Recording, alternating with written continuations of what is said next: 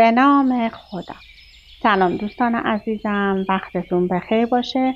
پادکست صدای سکوت امروز رو با جلد دوم کتاب داستان‌های شاهنامه که بازنویسی خانم زهره شیشه‌چی هستش و داستان‌های شاهنامه رو به نثر بیان کرده براتون میخونم که نوبت چاپ چهارمش در سال 1397 توسط نشر آتیسا در تهران بوده. من این کتاب رو با داستان بیژن و منیژه شروع میکنم. با من همراه باشید تا این کتاب زیبا رو کشفش کنید. چو کیخسرو آمد به کین خواستن، جهان ساز نو خواست آراستن. ز توران زمین گم شد آن تخت و گاه، برآمد به خورشید بر تاج شاه.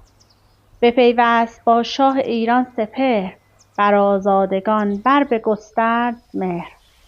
شبی خسرو و بزرگان جشنی را ترتیب داده بودند که ناگهان پرده‌دار آمد و گفت که عده‌ای از ارمانیان یا آرمانیان به کاخ آمدند. پس شاه بر تخت نشست و آنها را پیش خواند. آنها بسیار ناراحت در حالی که اشک می‌ریختند گریان پیش شاه آمدند و گفتند ما از شهری که در مرز توران و ایران است برای گرفتن حقمان آمده ایم. در شهر ایران بیشه‌ای بود که کشتزار ما در آن قرار دارد. اکنون گرازهای درنده زیادی به آن طرف آمدند و این بیشه را اشغال کردند و تمام درختان را به دو نیم کردند و همه چیز را از بین میبرند. شاه سفره طلایی رنگی را پهن کرد و از هر گونه گوهر و جواهرات در آن ریخت و بعد 10 اسب با لگام‌های زرین و داغ کاووس و دیباهای رومی زیبا آوردند. خسرو گفت هدیه کسی است که این بلا را از شهر دور کند. در آن گروه کسی جز بیژن این کار را نپذیرفت. گیو برایش نگران بود. بعد به بیژن گفت پسرم، جوانی مکن و مغرور نیرویت مباش و آبرویت را نزد شاه مبر. بیژن از سخنان پدر ناراحت شد و گفت ای پدر، تو فکر میکنی من ناتوان و ضعیف هستم و کاری از من ساخته نیست؟ درست است که جوانم، اما عقل پیران را دارم. شاه شاد شد و به گرگین گفت بیژن راه ارمانیان را بلد نیست. تو هم به عنوان راهنما در کنارشان باش و به او کمک کن. بیژن و گرگین به راه افتادند و به آن بیشه رسیدند. بیژن گفت وقتی من گراز را دنبال کردم تو پیش برکه بایست و با گرز بر سرش بکوب و هر کدام از چنگم رها شدند تو سرشان از تنشان جدا کن. گرگین گفت شاه همه طلا و نقره ها را به تو داده است، پس نباید از من کمک بخواهی. بیژن متعجب شد و با ناراحتی به بیشه رفت و کمان را آماده نمود و تیراندازی کرد. سپس با خنجر به دنبال خوک‌ها رفت. گرازی جلو آمد و زره بیژن را پاره کرد که بیژن با خنجر او را 2 نیم کرد. گرازها که تنشان پر از تیغ شده بود توان حرکت نداشتند. پس بیژن سرشان را با خنجر می‌برید و به فتراک اسبش می‌بست تا دندانهایشان را نشان دهد. گرگین که چنین دید به بیژن حسادت کرد و ترسید وقتی نزد شاه رسیدند بدنام شود. پس به دنبال حیله و فریبی افتاد و گفت من مدتی در اینجا بودم. در اینجا دشتی زیبا که بسیار خوشبو و معطر است و پری چهرگان در آن هستند و منیژه دختر افراسیاب با 100 کنیزش در این دشت خیمه زده است. او دختری زیبا با چشمانی خمار و قدی چون سرو و مویی چون مشک و لبی پر است. بهتر است به آن دشت برویم و تنی چند از این پری چهرگان را بگیریم و بعد نزد شاه برگردیم.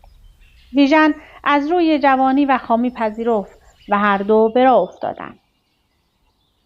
گرگین گفت من بروم از ترکان آگاهی یابم. سپس به آنجا رفت. بیژن کلاه پدر بر سر گذاشت و لباس پوشید و به بیشه قدم نهاد و به نزدیکی خیمه منیژه رفت و از زیبارویان بسیاری را در آنجا یافت که منیژه در بین آنها چون خورشیدی می‌درخشید. وقتی منیژه از دور او را دید از او خوشش آمد. دایه را نزد او فرستاد و گفت از او بپرس کیست؟ آیا سیاوش زنده شده است یا پریزاد هستی؟ نامت چیست و از کجا می‌آیی؟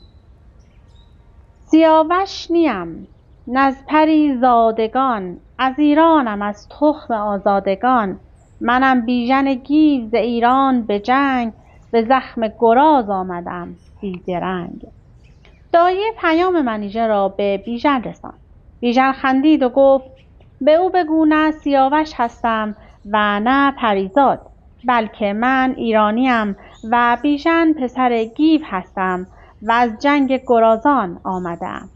اینجا آمدم تا شاید چهره دختر افراسیاب را ببینم.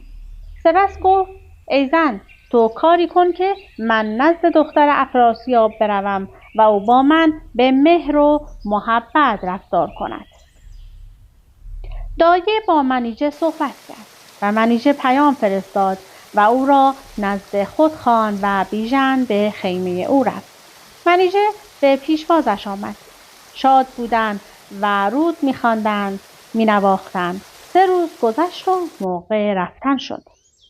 منیژه ناراحت بود.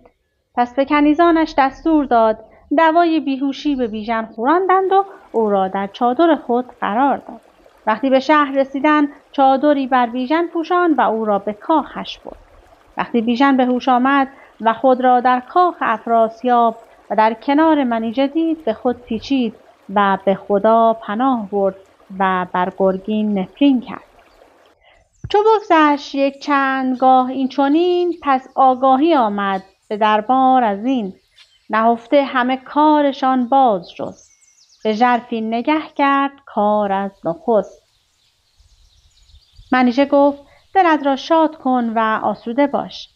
بیژن 1 هفته با منیژه گذران، ولی دربان بالاخره پی برد که مردی در حرم سراست و فهمید او کیست. پس نزد شاه رفت و به افراسیاب گفت دخترت جفتی از ایران را برای خود یافته است. افراسیاب متعجب شد و قراخان سالار را پیش خواند و گفت چه کنم؟ قراخان گفت شنیدن کی بود مانند دیدن؟ افراسیاب گرسیوز را فرستاد تا کاخ را محاصره کند و اگر بیژن را دید نزد او بیاورد. وقتی گرسیوز به در کاخ رسید و صدای چنگ و رباب را شنید و در را بسته یافت، در را از جا کند و بیژن را در میان زیبارویان دید. گفت ای بخت برگشته، به چنگ شیر افتادی و دیگر خلاصی نداری. بیژن به خود پیچید که چگونه برهنه رسم کنم. همیشه در کفش خنجری داشت. پس خنجر کشید و در خانه را چون سپر به دست گرفت و گفت من بیژن پسر گیو پهلوان هستم و اگر بخواهی بجنگی من هم می جنگم و فراوان از شما را می کشم. تا از شاه توران بخواه که از خونم بگذرد. گرسیوز خنجر او را دید و با نرمی سوگند خورد که کمکش کند و خنجر را با چرب زبانی از چنگش درآورد و او را به بند کشید و به نزد افراسیاب برد. افراسیاب گفت شایسته است راستش را بگویی که اینجا چه می‌کنی؟ بیژن همه ماجرا را باز گفت، اما افراسیاب باور نکرد. بیژن گفت من دست بسته هستم. اگر راست میگویید دستم را باز کنید تا ببینید چه بلایی بر سر همه سپاهت میآورم. افراسیاب عصبانی شد و به گرسیوز گفت برو و او را به دار بزن. بیژن میرفت و افسوس میخورد که دریغا که دیگر گیو و شاه و رستم را نمیبیند. ای باد پیام مرا به شاه ببر و بگو که بیژن به سختی افتاده است و اسیر شده. به گودرز برسان که گرگین چه کرد و به گرگین بگو که آن دنیا جواب مرا چه می‌دهی؟ دگر آفرین کرد پیران بدوی که ای شاه نیکختر راستگوی، چنین است کین شاه گوید همی، جز از نیکنامی نجوید همی. خداوند بر جوانی بیژن رحم آورد و پیران که از آنجا می‌گذشت او را دید و پرسید: شاه قصد هلاک چه کسی را دارد؟ گرسیوس ماجرا را باز گفت. پیران نزد بیژن رفت و بر او رحمش آمد. پس نزد شاه رفت و به پایش افتاد. شاه خندید که چه می‌خواهی؟ زر و گوهر یا لشکر؟ هرچه بخواهی دریغ ندارم. پیران گفت: برای خودم آرزویی ندارم. به یاد داری بسیار پندت دارم که سیاوش را مکش که به تو بد میرسد و تو نپذیرفتی؟ اگر خون بیژن را بریزی دوباره همان بدبختی گریبان ما را میگیرد. افراسیاب گفت: نمیداری بیژن چه کرده است و با دخترم چه رسوایی به بار آورده است. اگر او را رها کنم همه جا نام مرا بر زبانها میاندازد و آبرویم میرود. پیران گفت: او را به بند کن.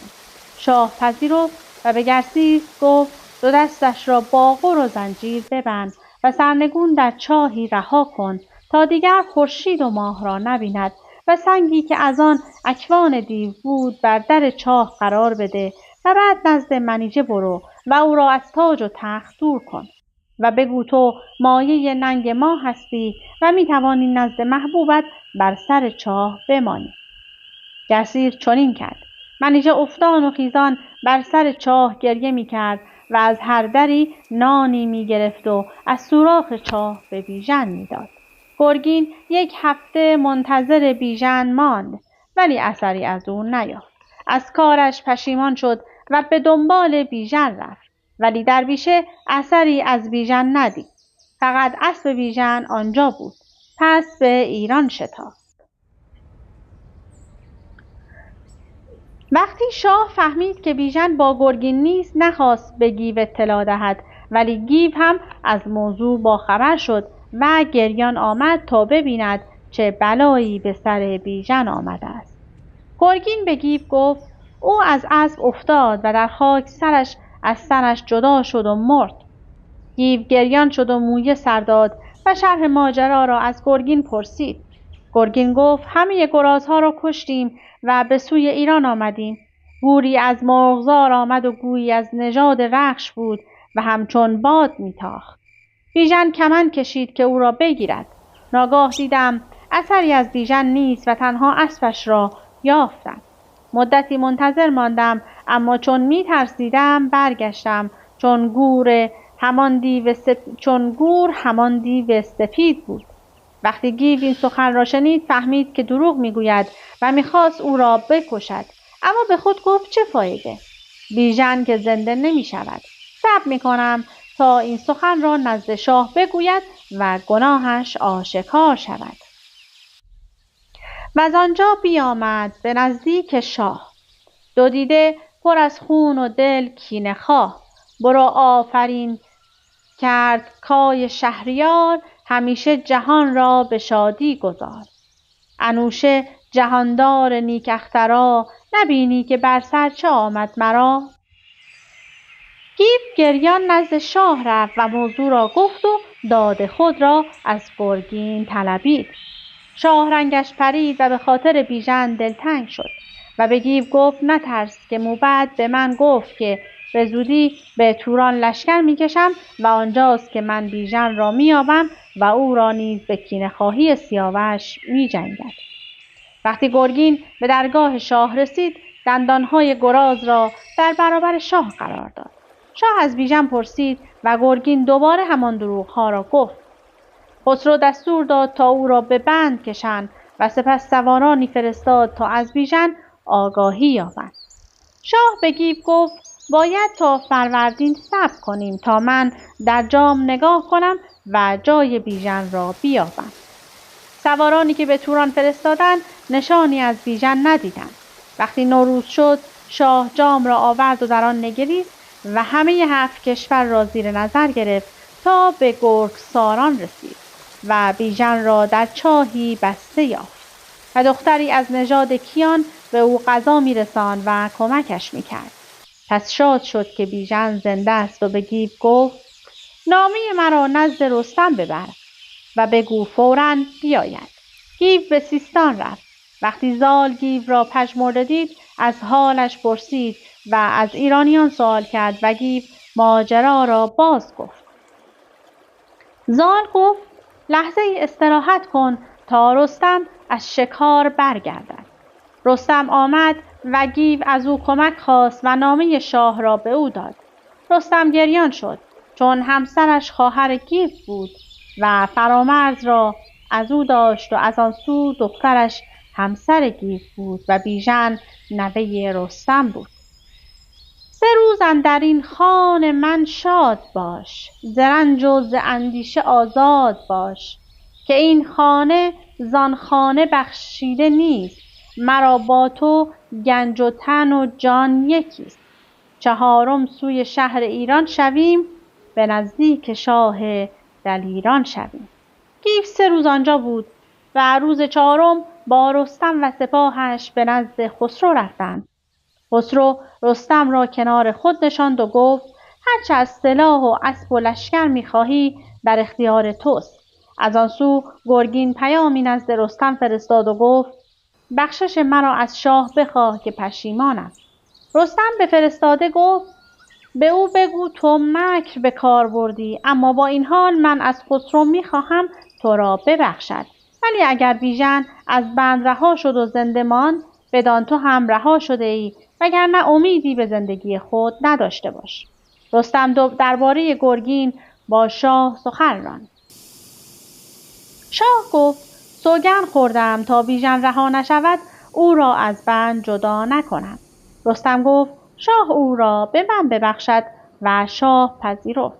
شاه به رستم گفت چگونه می‌خواهی به توران بروی؟ رستم پاسخ داد باید خود را به شکل بازرگانان درآورم. شاه در خزائن خود را گشود و رستم هر چه لازم بود برداشت. سپس به سالار خود گفت از لشکر 1000 سوار انتخاب کن. سوارانی چون گرگین، زنگه شاوران، گستهم، گرازه، رهام، فرهاد و اشکش باشند. بدینسان رستم با لشکرش به راه افتاد و وقتی نزدیک توران شدند به لشکر گفت همینجا بمانید و آماده جنگ باشید. و خودش و آن 7 دلاور لباس بازرگانان پوشیدند و با 10 شتر با بار گوهر و 100 شتر که جامه لشکر داشت به راه افتادند.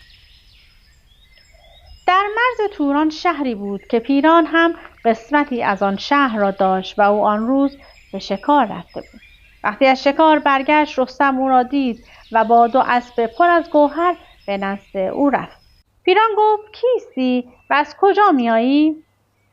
پاسخ داد بازرگانی هستم از ایران که به تور آمدم تا خرید و فروش کنم و امید دارم شما مرا حمایت کنید. پیران گفت برو که در شهر در امان هستی و کسی با تو کاری ندارد. خبر رسید که کاروانی با بار گوهر از ایران آمده است و در سرای پیران خانه دارد و خریداران گروه گروه به آنجا می رفتند. منیژه هم با خبر شد و پیش رستم رفت و با اشک چشم می گفت چقدر از سپاه شاه و گیو و گودرز اطلاع داری؟ آیا آنها نمی دانند چه بلایی سر بیژن آمده است و او زنجیر شده و در چاه است و من از ناله های او چشمی گریان و دلی پردرد دارم؟ رستم ترسید که کسی او را بشناسد.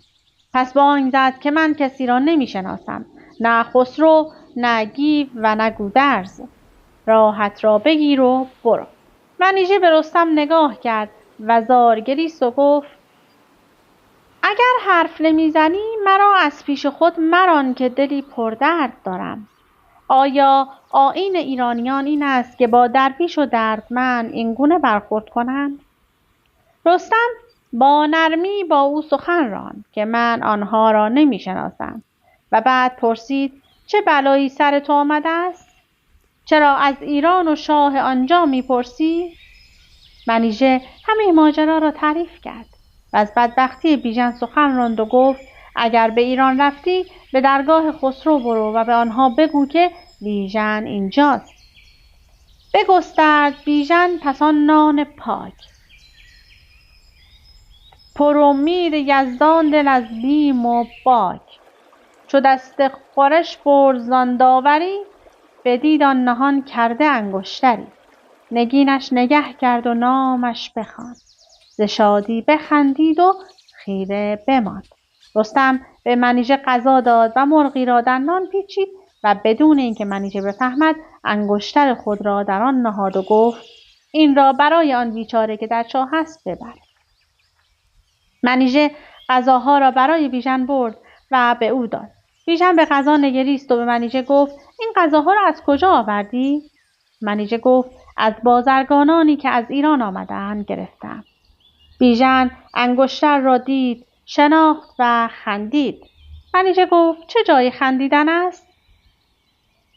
چو با من به سوگند پیمان کنی، همانا وفای مرا نشکنی. بگویم سراسر تو را داستان، چو باشی به سوگند هم داستان. که گر لب بدوزی ز بهر گزند، زنان را زبان کم بماند ببر. بیژن گفت اگر وفادار باشی همه چیز را به تو میگویم. منیژه نالید من به خاطر تو همه چیزم را از دست دادم و پدرم از من بیزار شد. حالا تو هم به من بدبین هستی؟ بیژن پوزش طلبید و گفت آن مرد برای نجات من آمده است. پس نزد او برو و نهانی به او بگو که اگر خدای رخشی خود را معرفی کن. منیژه آمد و پیام بیژن را به رستم داد. رستم فهمید که بیژن همه چیز را به منیژه گفته است. پس گفت آری تو رازدار باش و اکنون هیزم در آن بیشه جمع کن و شب که شد آتشی برافروز تا من راه را پیدا کنم. منیژه شاد شد و پیام را نزد بیژن برد. بیژن شاد شد و خدا را شکر کرد و به منیژه گفت ای یار وفادار که همچون پرستاری در کنارم بودی و از همه چیز خود گذشتی. اکنون این رنج را هم به خاطر من قبول کن. منیژه شروع به کار کرد و هیزم تهیه نمود و شب که شد آتش افروخت. تهمتن با 7 گرد دلیر به راه افتاد و به سر چاه رسید و به آنها گفت سنگ را از چاه بردارید. اما آنها هرچه کردند نتوانستند. پس رستم پیاده شد و سنگ را برداشت و به طرفی پرتاب کرد. سپس بر سر چاه آمد و با بیژن صحبت کرد و حالش را پرسید. سپس گفت من فقط یک چیز از تو می‌خواهم و آن اینکه کینه گرگین را از جان بدر کنی. بیژن گفت تو چه می‌دانی که او با من چه کرد؟ رستم گفت اگر قبول نکنی تو را از چاه بیرون نمی‌آورم. بیژن پذیرفت و رستم او را از چاه بیرون کشید. بیژن با تن برهنه و موی و ناخن دراز و روی زرد بود. رستم زنجیرهایش را پاره کرد و به سوی خانه برد. به یک دستش بیژن بود و در دست دیگرش منیژه قرار داشت. تهمتن گفت تا او را شستند و جامه پوشاندند. گرگین نزد او آمد و از بیژن پوزش خواست و بیژن از گناهش درگذشت.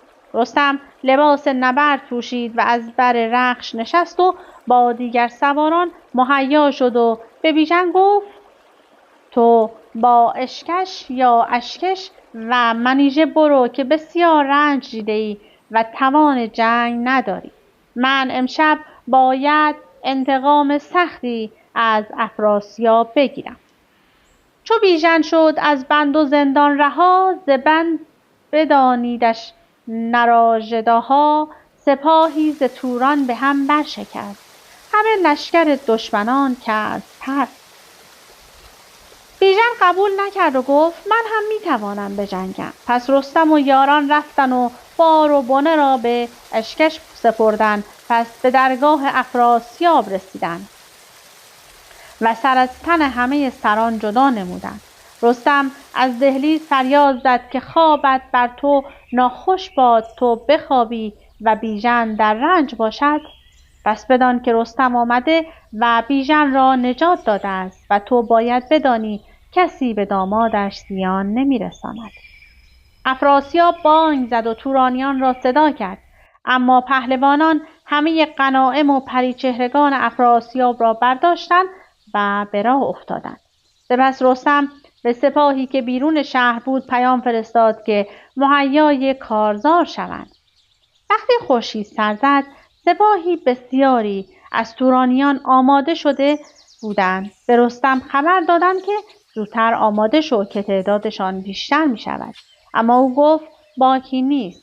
پس بار و بنه را با منیژه گسیل کرد و خود آماده جنگ شد. در راست سپاه اشکش و گستهم یا گستهم و در چپ رهام و زنگنه بودند و خودش با بیژن و گیو در قلبگاه قرار گرفتند. افراسیاب از دیدن رستم غمگین شد. در چپ لشکر پیران را قرار داد و در راست هومان بود و قلب را به گرسیس و شیده سپرد و خود نظاره می‌کرد. رستم بانگ زد که چرا خودت دل جنگ نداری و کنار نشسته ای؟ خجالت نمی‌کشی؟ افراسیاب لرزید و به یاران گفت که بکوشید تا او را نابود کنید. پس جنگ سختی در گرفت و رستم هر سو که میرفت سواران پراکنده میشدند. پس اشکش از راست به گرسیس حمله برد و گرگین و رهام و فرهاد چپ لشکر توران را نابود کردند و بیژن به قلب حمله برد. افراسیاب که چنین دید سوار اسب شد و گریخت. رستم تا 2 فرسنگی او را تعقیب کرد. سپس به لشکرگاه برگشت و غنایم را جمع کرد و نزد شاه رفتند. وقتی شاه از ماجرا اطلاع یافت شاد شد و به استقبالشان رفت و رستم را در آغوش گرفت و بر آنها آفرین گفت.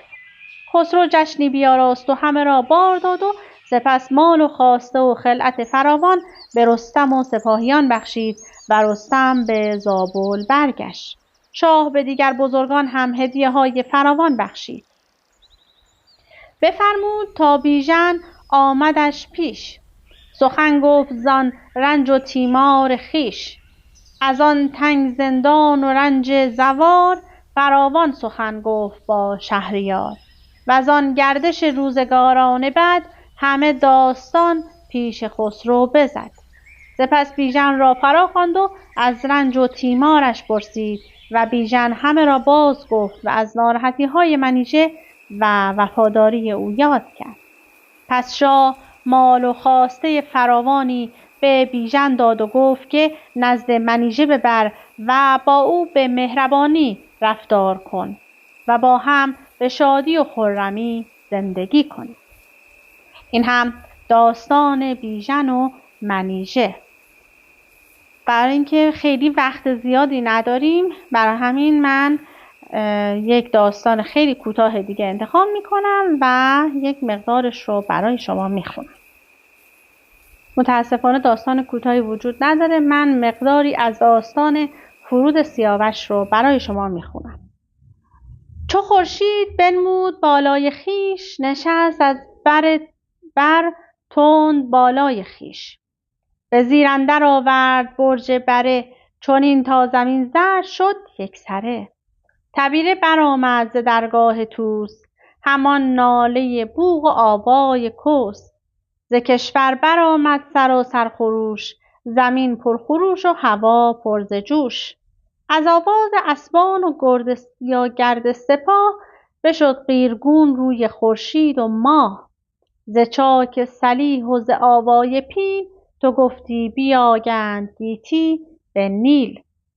فصل پاییز فرا رسیده بود و زمین با برگ‌های زرد پر شده بود. طوس و سپاهیانش آماده نبرد شدند و از شاه اجازه رفتن گرفتند.